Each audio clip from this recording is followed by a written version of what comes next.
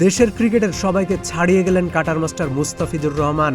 IPL এর ১৯তম আসরের player নিলামে বাংলাদেশি সব ক্রিকেটারদের মধ্যে সর্বোচ্চ দামে বিক্রি হয়েছেন the fees. 9 crore and 20 lakh।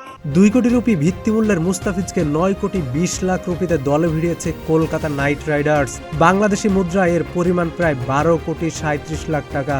এ নিলামের মাধ্যমে বাংলাদেশি ক্রিকেটারদের মধ্যে নতুন ইতিহাস গড়েছেন ফিজ। 840, thank you sir.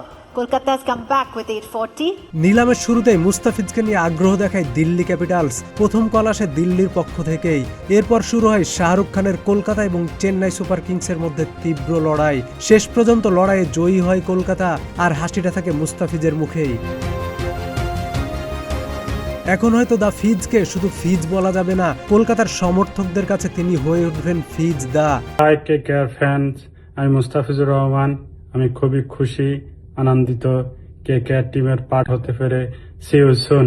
এর আগেও কলকাতার হয়ে খেলেছেন বাংলাদেশের মাশরাফি বিন মুর্তজা, সাকিব আল হাসান ও লিটন কুমার দাস। সাকিব আল হাসান ছাড়া মাশরাফি এবং লিটন নিজেদের সেভাবে মেলে ধরতে পারেননি।